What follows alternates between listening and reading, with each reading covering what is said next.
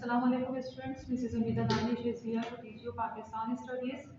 Student last time मैंने character of Quaid-e-Azam discuss किया था। कायद-ए-आज़म के बारे में तो हम कॉमनली बहुत बातचीत कर चुके हैं। इंग्लिश में भी आपने कायद-ए-आज़म के बारे में पढ़ा होगा, पीएचडी में भी पढ़ा है।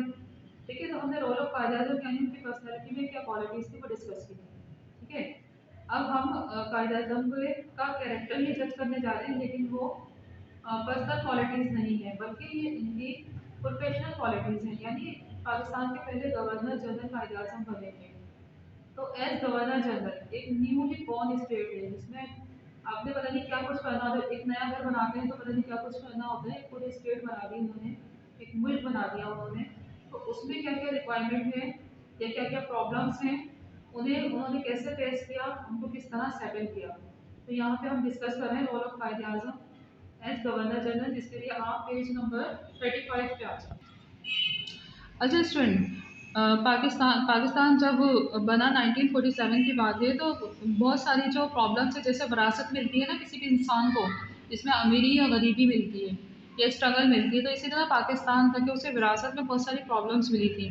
जो सबसे ज़्यादा जो मेजर प्रॉब्लम्स थी वो रिफ्यूजीज़ की सेटलमेंट थी। रिफ्यूजीज़ क्या थे? ये हिंदुस्तान से हिजरत करके आने वाले मुसलमान थे। ये तकरीबन 6.5 मिलियन मुस्लिम थे।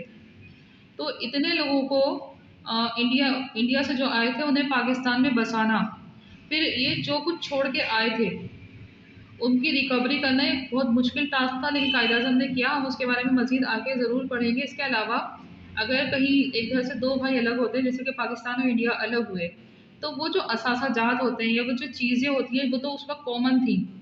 जैसे फ़ौज एक थी, ख़जाना एक था, इसी तरह रिसोर्सेज जिस तरह इस्तेमाल होते थे वो सब इंडिया के अंडर होते थे कि अब इन चीज़ों को कैसे डिस्ट्रीब्यूट किया जाए। यहाँ तक कि नहरी पानी बाद में तो वो एक इशू बन गया था। 1960 में जाके ट्रीटी इंटरवेंशन करना पड़ा था। इसके बाद कश्मीर इशू सबसे बड़ा था कि मुस्लिम अक्सरियती सूबा था, तकरीबन 90% मुस्लिम्स हैं वहाँ, लेकिन पाकिस्तान में शामिल नहीं होने दिया गया। तो इन तमाम चीज़ों के दरमियान कायद-ए-आज़म ने कैसे अपने रोल को बखूबी निभाया। सबसे पहले नेशनल इंटीग्रिटी पैदा करना, यानी एक हुब्बुल वतनी या एक फीलिंग पैदा कर देना कि आप पाकिस्तानी हो, पाकिस्तान के लिए यू हैव टू वर्क। तो सबसे बड़ा काम ये था कि नेशनल इंटीग्रिटी पैदा की जाए। इनिशियल प्रॉब्लम थी हमारी, ताकि लोग एक दूसरे के लिए काम करना सीखें। और ख़ास तौर पे हिंदू लीडर्स या उस वक्त जो हिंदूज़ थे, वो अभी भी आप इंटरेस्ट इन जाए, बहुत हिंदूज़ आपको मिलेंगे वो पाकिस्तान में थे, और फिर वो पाकिस्तान से वहाँ चले गए, इंडिया चले गए, और जो यहाँ रह गए वो प्रॉब्लम्स क्रिएट कर सकते थे। कायद-ए-आज़म की जो एक विज़डम थी कि उन्होंने आज भी वो बहुत ज़्यादा हुब्बुल वतन है, वो जो यहाँ हिंदू रहते हैं वो पाकिस्तान से बहुत मोहब्बत करते हैं। तो मुख्तलिफ़ अक़वाम थी, सिर्फ मुसलमान नहीं थे, ईसाई भी थे, यहूदी भी थे, पारसी भी बड़ी तादाद में थे। इन तमाम जो अक़वाम के दरमियान जो पाकिस्तान में आ गई थी, पाकिस्तानी हो गए थे, उनके दरमियान एक ऐसी मोहब्बत की फ़िज़ा पैदा कर देना कि सब पाकिस्तानी हैं। फिर सेटलमेंट ऑफ रिफ्यूजीज़, 6.5 मिलियन लोगों के रहने का इंतज़ाम और उनके खाने का इंतज़ाम, ये एक बहुत बड़ा मसला था। आते ही पाकिस्तान में कायद-ए-आज़म ने रिलीफ फ़ंड कायम किया और लोगों से फिर अक्टूबर 1947 में खिताब करते हुए उन्होंने मतलब मदद की अपील की थी कि इन तमाम लोगों को ख़ास तौर पर लुक आफ्टर किया जाए। उनको लाहौर इस पंजाब में बसाया गया था। कराची का ये जो एरिया है, यहाँ पे महाजिर आपको बहुत ज़्यादा मिलेंगे। इंटीरियर सिंध में नवाबशाह, इन तमाम जगहों पे ज़्यादा मिलेंगे। तो यहाँ पे रहे वो लोग जो यहाँ पे इन्हेबिटेंट थे, उनसे अपील की गई थी कि जो आ रहे हैं इन्हें इनके साथ कोऑपरेट किया जाए, उनके साथ ताउन किया जाए और उन्हें अपने साथ जगह दी जाए।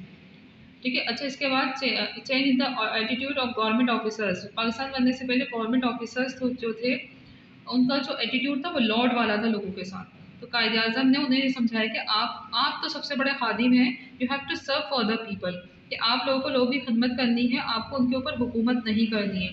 तो इस चीज़ से बहुत ज़्यादा फ़र्क पड़ा। Now we are going to page number 36।